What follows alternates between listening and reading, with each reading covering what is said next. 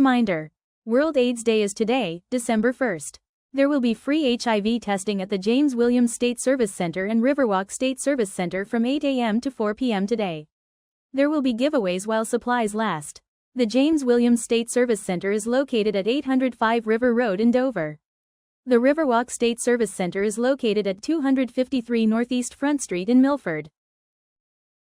Today is the last day to apply to be the Delaware Division of Public Health's Bureau of Cancer Prevention and Control full-time contractor. This person will serve as program coordinator for the Comprehensive Cancer Control Program.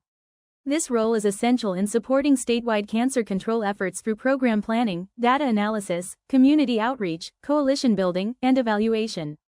Qualifications include degree in public health, master's preferred, bachelor's with additional experience considered, experience in program planning, evaluation and coalition building, strong writing, communication and presentation skills, knowledge of cancer prevention and chronic disease management.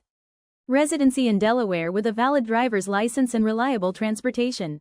Apply by the end of the day, December 1, 2025. Send cover letter and resume to the email address in the video description.